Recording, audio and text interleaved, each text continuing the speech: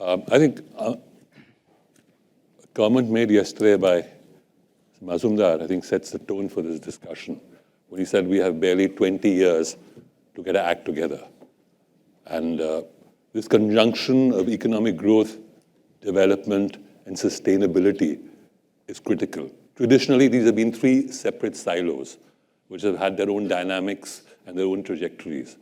I mean, in India, not too long ago, in the pre-Amitabh Kant era, economic growth was something that the economic agents did.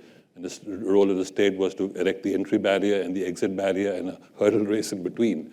Development was something which was autonomous. You had economic growth happening in India, but development indices till not very long back, which were comparable to sub-Saharan Africa, where you talk about infant mortality and other social indices and learning outcomes. And sustainability was something we did at platforms like this. I mean, if you go back, Rajat, you will recall 1992 Earth Summit, Rio. The traditional Indian bureaucratic way of looking at climate change then was that you took your time industrializing, polluted the world, now it's my chance, and if you want me to do something, you pay for it. And it was a fairly dogmatic kind of a stance. That has changed, hopefully. To set the ball rolling, we have a very distinguished panel because we have representation from academia, which is Rajat. We have Dr. Fatke, who has fascinating work in the report of 2035. He talks about actually decarbonizing power systems in the US, and the costs are lower. I find that fascinating because, interestingly, energy costs in the US and India are not very different. Average tariff in India, if I'm not mistaken, is around 6 rupees per unit kilowatt hour. In the US, is around 12 to 15 cents, which is about 9 to 10 rupees. It's almost comparable. So whatever you've done in the US has applicability in India. Ashok Balani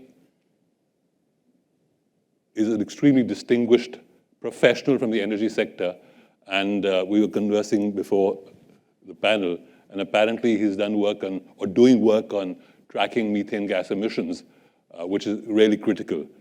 I must confess, I'm a bit confused by my role because I was supposed to be a panelist and I was going to talk about some of those issues, but I'll come back to it later. And Hisham Mandal brings a distinguished corporate perspective and a practice in terms of which advisory and implementation in terms of how corporates can be more sustainable in terms of decarbonizing. I'm not going to second guess what you're going to say, but let me start with you, Rajat. You've been a participant and a key observer of the Indian growth story from your days in ICRIER till as Dean of Shivananda University. How do you see this conjunction panning out? Is there a mindset change? Okay, before you start, we have an election coming around in a few months' time. Do you think climate change or sustainability figures in the manifestos of any of the political parties?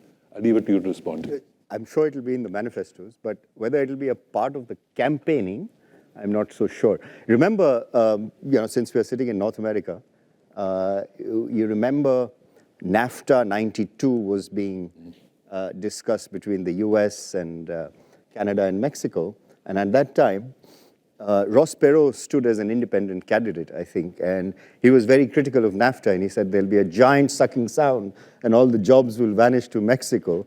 And trade was not even mentioned on the agenda in the election campaign in the United States. So I don't think it'll be a part of the campaign. It will be buried in the manifestos. My point was, is it entering mainstream political discourse to the extent it needs to? Given what we were told yesterday, you've got 20 years to get your act together. I think so. I think so. But you won't hear it in the speeches. You won't hear it in the campaigns, but you will see it. And I'll tell you change. I mean, you made a really good point, Pradeep, about when Kamal Nath was in the Rio summit, he said, we are not going to save our trees because you want to drive your cars in Los Angeles. That was a very famous quote of Kamal Nath at that time. And our international perspective, I think, has remained sort of in that neighborhood. But the good thing, what has happened within India, is that the domestic narrative has changed. The international narrative continues to be, and I think it's justifiably so, that there is, as Arun was saying yesterday, there is a carbon space that is available, and that carbon space is occupied by countries who have developed before us, and that needs to be shared equally, and there needs to be a compensation, both technological compensation, technology flow, without IPRs, like we sort of proposed in COVID, during COVID. And also there needs to be a financial flow. So that remains an international narrative for us in negotiations in climate change. But I think the domestic narrative has completely changed. And one of the reasons the domestic narrative has completely changed is because I think, as we are constantly told by the interlocutors from the West, that it's in your own interest to do that. And it is indeed in our interest to do that, because I mean, we will suffer in agriculture. Professor Ramesh Chand will tell you, we'll suffer in industry, we'll suffer in manufacturing, because the impacts of climate change will be deleterious. I mean, you know that Bombay and Kolkata are all at risk as a result of sea level rise. So the domestic narrative has changed. And I think we're putting our money where our mouth is. There is increase in solar capacity, there's increase in wind capacity. You know, the chart that Anil showed just a while ago, and which remains the grave concern for India, and it links to our development objectives also, is that coal will still remain dominant. You know, whether you like it or not, you go to 2030, you go to 2040, you're incremental, you may not build any more coal plants, but coal will remain a dominant source of energy for India until, you know, IEA says until 2040 or 2047, we will remain at least 30% of our energy will come from coal. And that remains a concern because, you know, jobs are tied to coal, communities are tied to coal, you know, you need to do reskilling to move to renewables, and all that is happening. So the domestic, you know, within the country, the narrative or the policies are changing both at the center and at the states. And there are some states that are moving very, very rapidly, and jobs are also going to be created. So I think all is, you know, in terms of our sort of energy transition that Anil was talking about, things are fine domestically. They could be better. But if the West wants us to move out of coal quickly, create carbon markets, and that's going to be challenging, because the role here we are talking about development and sustainability. You know, creating a carbon market of 100 euros or $100 per ton of carbon, that will be a challenge for India, but that will not speak to our development objectives. So while we would like to create carbon markets, I mean, we'll do it, you know, when it meets with our development goals. Rajat, you make some very interesting points, but if you recall Glasgow, we unilaterally took on obligations which we've never done before. There's a sea change in the way the government is looking at climate change internationally without the compulsions. Right. So those commitments that will be net zero by 2070, I think we can meet those challenges. I mean, we are likely, because our population will peak in 2050, will be 1.7 billion people, right? And that's when our demographics will start reversing. Population decline will only happen after 2050. We will be 1 billion workforce in 2050, UN projections, you know, give or take a few million. So you'll be 1 billion population, workforce, and 1.7 billion. Until then, I think, you know, so the net zero will probably, you know, come a little later. Peak coal will happen later for India. Peak coal, China says, will happen only in 2035. Peak coal for India will happen, I think, after 2035 for India. I think 2040, 2035. Great, Raj. Yeah. We'll come back to you a little later. Can I now turn to Mr. Mandal and share with us how this conjunction is driving what you do in terms of advising corporates? Because at the end of the day, for every unit of consumption, if you can't reduce the input, the carbon input, which is really a technology issue, and it's also a behavioral issue at the corporate level, much of this is really talk and nothing more. Sure. Thanks so much for having us. Just to clarify, we don't just work with companies, we work a lot with governments. In fact, we're advising the Indian government on the design of the carbon market. So just one thing to keep in mind, building on what Rajat was saying, is climate change isn't caused by what we're doing today or tomorrow. It is caused mostly by what we've done since the start of the industrial age. India's contributed less than 5% of global emissions. And, you know, whenever there are these conversations about some other countries wanting us to shut down this or that, it would be well served for them to remember this number. And if they are as concerned as they are, then show the money for it. But having said that, there are pathways to economic growth that have been demonstrated in the past, the European, North American, Chinese pathways. These are high emissions-led growth pathways that have been there. India looks at this and, at one level, we justifiably say that we are 1/10 of US per capita emissions or 1/4 of US European or Chinese emissions.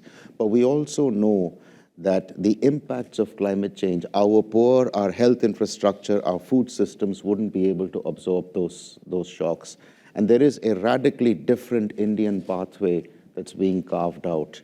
The big push on renewables is already there, the improvements in energy efficiency, but also in terms of the general discourse, you do not have the kind of, I don't know if I'm allowed to say this, the crazy conversations about climate change that are happening in India. On the global stage, India might not be the most glamorous player, but they are a steady player. India's not going to change its position radically, in the next 2 years, unlike what might happen in the US, what has happened in the UK, what is beginning to show signs of happening in some parts of Europe. And I just wanted to introduce one concept, which is the race to the top. There used to be a time when people didn't understand climate change, and then we went through this phase of denying climate change. And now a number of nations and companies have realized that it's not growth or sustainability, but that there is growth from sustainability. And I want to give 2 or 3 illustrations. 1.5 million electric vehicles were sold in India last year, most of them scooters, 3-wheelers. The highest selling electric vehicle is the Tata Nexon at about $15,000. I give these points because in the US, the EV revolution, the price had been around for a while, but it really took off when Tesla came in with a really cool car. But it was at $50,000. What did China do? BYD, $12,000 or $13,000. These middle of the pyramid innovation is what you desperately need to address the climate change crisis. And those are the kind of innovations that India has been really, really good at. The second example is, and we talk about the green premium as an idea in climate, a new technology that comes in, which is currently expensive, and you want economies of scale or improvements of technology to bring the price down. There is authentically a green bonus that a lot of industry is beginning to see. The cement sector, odd term, but Indian cement is regarded as amongst the greenest in the world because 85% of the raw material is fly ash. 60% is made using renewables, and the overall manufacturing process is 1/4 more energy efficient. LED light bulbs is a $2 billion a year industry in India. High energy efficiency ceiling fans is a $500 million industry. So there's lots of examples where people are beginning to see ways of making money while doing right for the environment. I think one word of caution that is there is the amount of money that we spend on R&D in the country is far, and I'm not even talking about climate change. We spend 0.6 to 0.7% of GDP. That's compared to 1.5% for industrial countries. The US spends, close to 3%. There's a desperate need to increase that. And on top of that, only 40% of our R&D money comes from the private sector, as opposed to 70%. You need more money, you need more private sector money, and you need deeper partnerships between government, research, and corporates to advance those tougher issues. Ashram, you make some excellent points. Just to go back to your BYD example, BYD till 10 years back was a little shop tucked away somewhere in some province in China. Yeah. And this year produced 4.4 million EVs for export. That didn't come about accidentally. The Chinese state was involved in incubating the technology, whether through a subsidy or a tax regime, etc. Is something we need to look at very carefully. Ashok, can I now turn to you? And you have a vast knowledge of the energy space, and that's where all carbon comes from. Well, yeah, I do. My past has been in companies which, in a technology company that works for the oil and gas industry. But all those companies that we've worked for in the past are in the process of thinking forward as to what happens in the world of clean energy. Now, in clean energy, I think supporting all the discussions that have gone on and talking about economic growth, development, and sustainability, I think clean energy is by far the topmost or the leading opportunity for business and economic growth for the next 3-5 decades. Just like digital data, artificial intelligence have started back in, say, the 1980s or 90s and continues, and it'll continue for a long period of time. Similarly, clean energy is actually a similar large opportunity for business and economic development. And there's an interesting aspect here, which from a global level you can look at. There are countries which are fossil fuel poor, and there are countries which are fossil fuel rich. The transition to clean energy is obviously simpler in countries which are fossil fuel poor, because they will try to move into that direction in the future. The other thing is that clean energy comes from natural resources, so countries which are resource rich and fossil fuel poor will move towards clean energy a lot faster. And hence, from both those points of view, fossil fuel poor and resource rich, India is an interesting place because it has clean energy as a very important and very viable and very, let's say, it's a great opportunity for India for the next 3-4 decades. Now, I think the only other thing that people talk about is capital, and I don't think capital is an issue today. And when you look today on a global basis, and we look at projects in the United States, we look at what's happening in Europe, I think at least in the last 3 years or so, I see the development that's going on, and I will club the whole area of Asia. In Asia, there's more development towards clean energy than there is in the United States and Europe. The United States and Europe, they talk a lot, but they do less. And India and China, they talk less, but they do a whole lot more, if you like, right? And so along those lines, like the project that Anil showed in his talk, the 15 gigawatt hour pump storage project that he showed in Kurnool, and the plans that are there for 100 gigawatt hour for continuously clean energy, and where the renewable energy is resourced anywhere in the country and put into these pump storages and provided anywhere in the country as 24/7. And then from that to actually be able to make 5 megatons of ammonia or 1 megaton of hydrogen, whichever way you want to look at it. This is by far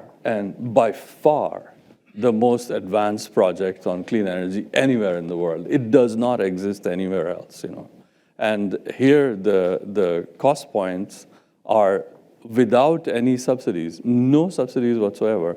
The cost points are actually competitive with any other form of energy anywhere else in the world. This is truly groundbreaking, and it is happening in India. And why? Because it is a big opportunity, because there's a ripe market, because it creates local economy and local development, and it is moving the world in a good direction. It is, by the way, not being justified by some do-good attitudes toward climate change. And I don't mean that climate change is only do-good stuff, but you hear a lot of that in the United States and in Europe. In this case, it is being done for purely economic reasons and for the right reasons, and it is moving the country to the good direction. So I think there's a lot more of this that can happen. Asia is a ripe place, including China and India. And, it has, and both capital and technology are not the issues. There is technology, there is capital. What is an issue most of the time in energy is that energy is all about scale. And in energy, you cannot make it cost effective without going to scale, and you cannot go to scale without making it cost effective. And hence, you need groundbreaking projects like the one that AM Green is doing to be able to go to this next level of efficiency that then becomes a business in the future. So I just want to conclude saying clean energy is a great opportunity for the whole world, for economic growth and for local development and for sustainability. I take it, Ashok, you're confident that whatever the government talks about in terms of clean energy and zero 2070 are eminently achievable within technology that's known today. It's not technology has to come tomorrow. Well, I think this is a separate discussion. I think you need to start small. Okay. You need to start with tens of gigawatt hours and hundreds of gigawatt hours, or hundreds of gigawatts, let's say, and storage of hundreds of gigawatt hours, and that moves you in the good direction. Now, where you reach, that depends on how fast the whole thing starts to roll, if you like. Thank you, Ashok. And I'm not trying to predict anything about how fast it's going to be able to roll. Thank you. I now turn to Dr. Phadke, who's done some fascinating work in the report for 2035. At the core of climate change, there are two aspects. I think if you whittle it down to its basics, there is behavioral change and there's technology. And you've shown in your work, and I hope you hear more about it, in terms of how you can decarbonize power transmission, and this is relevance in the Indian context. Yeah, so I think looking at the big picture, what has really changed in the last 10 years is that cost of clean technology has come down more than 80%. So it's become all about the money as well. So, what's the biggest climate legislation in the US called? Is it called a climate legislation? What is it called? It's called the Inflation Reduction Act. Right. Case in point. So what we have found in our research is that the only way to kind of move big policy, inform big policy, is to show massive benefits to economy and consumers. And this is where I feel that there is a lot at stake as countries act on climate change. So just to give you one example, that in 2019, India exported more automobiles than China. How's that for a change? And Japan and Germany exported 5x of that. Well, we know that. Come 2023, China's auto exports increased 400%, and they are on track to outpace Japan and Germany in 2024, while India's auto exports stayed the same. And all those auto exports were driven by export of electric vehicles. Now, this didn't come about by an accident. There was a systematic carrot and stick policy implemented in China, with massive subsidies, but also a requirement on automakers to produce a certain percentage of electric vehicles. That kind of got to this question of scale and cost reductions. So a lot is at stake, and so we do a lot of research along clean technology. So we looked at this. Where does this leave India? What are the 5 biggest leapfrog opportunities given this dynamics of scale and cost reductions? And we have established a center at UC Berkeley on clean energy in India, and here's our kind of 5 takeaways. First is that India has done phenomenally well on solar. And they have implemented this cycle of cost-effective energy and cost reductions. But there's an incredible opportunity to take the success of solar and replicate in sectors such as automotive, where there is incentive but needs to be matched by what China did and what California did in requiring automakers to move towards mandates. It has incredible opportunity in green steel and jet fuel, and what we find in our study is that it's more beneficial to not export green hydrogen, but to actually export the finished product, to export green steel, to export SAP. This is where the margins are. This is where, so with smart strategy, India has done a lot of successful things, but it has one of the best opportunities in the world to really benefit from the climate transition. So Dr. Anmol, do you want to talk about your decarbonization of power transmission? Because I thought... Sure. So I think, we have published a number of studies on US, Japan, Korea, and in all those studies, what we are finding is because of the cost of clean technologies come down 70 to 80%, you can nearly decarbonize power and transportation sectors with massive reductions to consumer cost, which was not the case even 5 years ago. So this is where the great opportunity lies. In fact, our work which showed that a lot of the previous study had showed that US could decarbonize its power system by 2050. We published few major reports saying that that timeline could be accelerated by 15 years. You could go 90% clean by 2035. But the biggest selling point was that it actually reduces consumer costs. That, in fact, formed the basis of the current administration targets of 100% clean electricity in 2035. So this is where things have really changed in the last 5 to 10 years. But it does require not only incentives, which a lot of governments are giving, but some requirements or mandates on manufacturers to go clean to break this cycle of high cost and low volume. Anmol, if I'm followed what you said, you talked about China's success in EVs. Now, we were doing some work with Amit at the IFC on studying what happened in China. And we're trying to aggregate the total exposure. I mean, you give a subsidy or a tax foregone. It came to something in excess of $100 billion in China, which took from 0 to 4.4 million vehicles this year. Now, if you want to do something similar in India, I don't see Tata's balance sheet being able to scale things up on that level. You're talking about 30% EVs by 2030. That's about 1.2 million vehicles. Right? So I think this is where India is in a luckier position. One of my favorite cricketers is Sachin Tendulkar. He would play a brilliant late cut. So what I'm trying to say here is that China had to dole out all this cash because battery prices were 3x, 4x, right? So the battery prices have plummeted 80 to 90%. So what India needs to do, India has a brilliant program on FAME. It needs to put a requirement on manufacturers that 20% of X production needs to come from EVs. Now, 5 years ago, that would have imposed enormous cost on Tatas and would not have been a viable policy. That's no longer the case. Because the cost of batteries have come down, ICE engines and EVs are coming very close to parity. So with a little bit of policy push and a brilliant late cut, we don't have to spend 100 billion because somebody already did. Well, okay, I'll finish on EV and we go on to other subjects. The total demand for batteries in India will be something 200 gigawatts. We presently produce something like 2 gigawatts. China does 900 gigawatts. Why shouldn't we just import?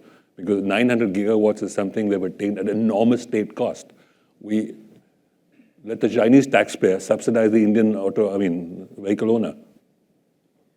So if you currently look at the cost of batteries, if I look at the kind of global Bloomberg price of $100 per kilowatt hour, the subsidy amount in it is about 10%.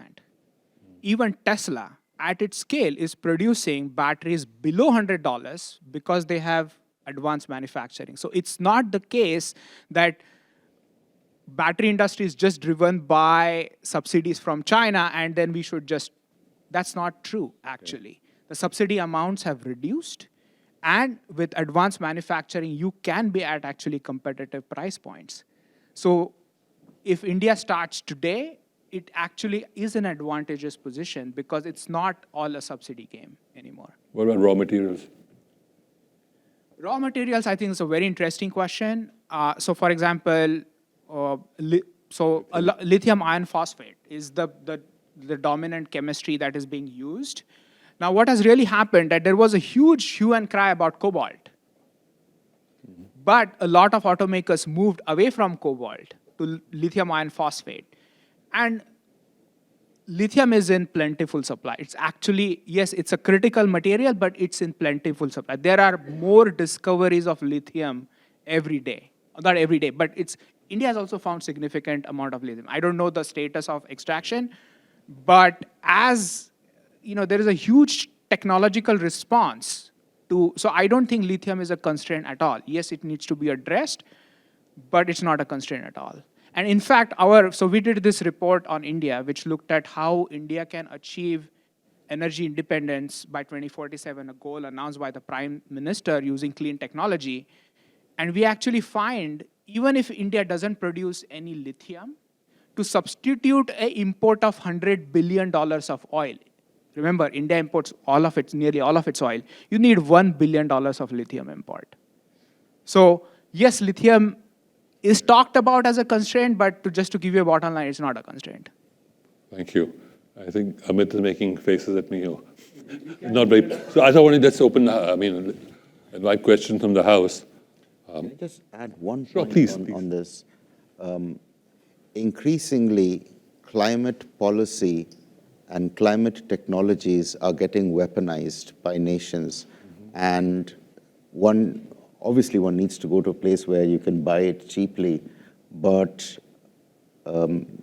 replacing fossil fuel dependency with any other kind of dependencies is not the right move from a national strategic point of view.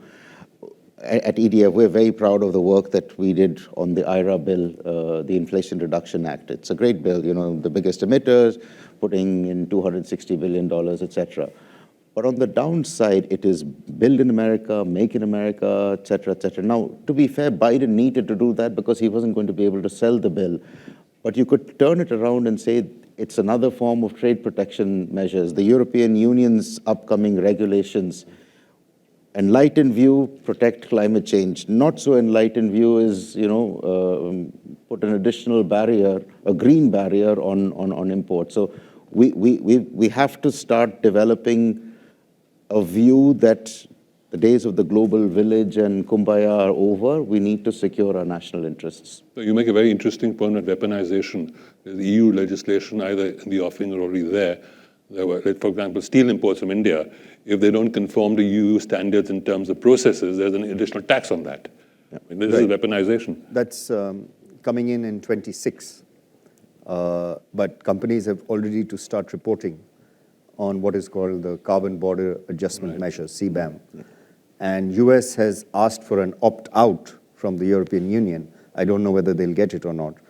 But now it's interesting, the linkage between trade and protectionism and climate change is not new. It goes back sort of until at least the 90s when you had the meeting in Seattle of the WTO. So that is going to be an interesting area for countries. But CBAM is coming in 26, and it will impact India's sort of exports of steel largely, aluminum, and the impact. It's not going to be a problem for Tatas. Right. It's not going to be a problem for Jindal. They'll probably decarbonize. But it'll be a problem for the smaller micro enterprises that will face challenges on that. And, somebody made a remark about electric arc furnace and steel scrap. But we import all our steel scrap. We have almost no steel scrap that is domestic. If that was available, then steel would decarbonize very quickly. Anmol, you had something here. Yeah, so I think on trade, it's a very interesting. Point in time. That on one hand, there is a lot of protectionism. On the other hand, because of wariness about imports from China, there is a lot of push, at least in the US, to diversify supply chains. So it's an incredible opportunity for India. Just to give you a very concrete example. There is about $1 trillion worth of assets in the US waiting to be connected to the grid. And we cannot connect because there is interconnection queue issues. And what is the challenge US is facing? Not enough transformers. Because suddenly there is an import issue with China. Mexico and Canada cannot produce enough. Incredible opportunity for India. Same story with electrolyzers. So, protectionism and trade will create interesting challenges and opportunities. And it's a very interesting space for India right now. Great. Can we ask, do you have time for questions? I think there's one gentleman at the back. Sure. Please, sir. Hi, everyone. I had one question on how do you all see the advent of BRSR, that's business responsibility and sustainability reporting, really shifting the trajectory on economic growth, development, and sustainability in India? Can I ask, maybe you do? Sure. And I think there is a shareholder value creation opportunity. So forget about BRSR and what the regulators ask you to report, et cetera. Companies are realizing that if I don't go greener, forget about thriving, I may not survive into the future. There's a big steel company. It's got interests all over the world. It's expanding operations in Europe as green steel. It's expanding operations in India as something called greener steel, where there is some green steel, but the majority of it is traditional blast furnaces. They're not doing that because they hate India. They're doing that because there's less regulatory oversight, there's less investor pressure, there's less consumer demand, and there's less government subsidy. And the argument that their investors need to make is, we're buying into a 60-year asset. In 10 years' time, that asset isn't going to be able to sell a gram of steel into Europe. In 20 years' time, it might be uncompetitive in India. So you rework your Excel spreadsheets to say a 20-year asset and then see whether I should be investing more in electric arc furnaces. Having said that, do you need BRSR? Absolutely. You need better, stronger, clearer ones. You want BRSR to be as much of an investment criteria that an investor chooses as you do some of the other considerations of price earnings, et cetera, et cetera. So it needs to be there. That transparency is helpful, but at the end of the day, naked profit is what will drive it. Right. Great. We have one more question in the back. Amit, we have time? Yeah. Hello. Kapoor makes a very important point that because Two of them. Amol makes a very important point, and I think that this is a massive opportunity for India. And if we do not go green, and it will not be able to export after some time, and therefore, actually, automobile sector is a very important sector for India's economy. And as the world moves from 2,000 parts to 20 parts, I think, we are a champion of combustion vehicles. We should actually mandate that by 2030, all two-wheelers, three-wheelers in a phased manner will go electric. And that is when you will take over the manufacturing of the world. You'll become a global champion of electric vehicle manufacturing. Otherwise, you lose your automobile competitiveness. And secondly, on the battery side, also, because the battery prices have fallen, but we've done this study in Niti Aayog that irrespective of lithium, cobalt, or nickel, you can still do about close to 79 to 80% of the value addition domestically without, even if you are importing raw material. And you can do away with cobalt, but lithium is available in plenty. So I don't think this talk about that raw material will not be available is not a correct perspective at all. Secondly, I think there's a lot of technology disruption happening in terms of sodium batteries, which Volkswagen is now pushed ahead. And I think in the next 3 to 4 years, you'll have a huge aluminum air will come in. Many new technologies will also come in. But India should steadfastly say that by 2030, we'll be a champion of EV manufacturing. I mean, there's no reason why Tatas and Mahindra should not look at the global market and become champions of EV vehicles across the world. So I think the CFL example is quite revealing because, the scale was created because Indian market has the scale. And if you're able to create scale in battery-operated EV vehicles, then I think India itself could provide those exports. I think that moment is now coming because Tata is now going to come out with 5 or 6 new models. Mahindra is switching over to electric platform. It's coming out with 5 new models. So you will see that actually Tatas and Mahindras at very cost-competitive prices will come out with a range of new EV vehicles. And my view on that is that Maruti will increasingly lose market share in India because it's too late in the day in coming out with an electric model. Wouldn't a government mandate drive the market? Mandate should be in a phased manner. We should drive the market towards EV. Otherwise, India will lose competitiveness. Its ability to export, its ability to be a global champion of automobile manufacturing will be lost. The question at the back here.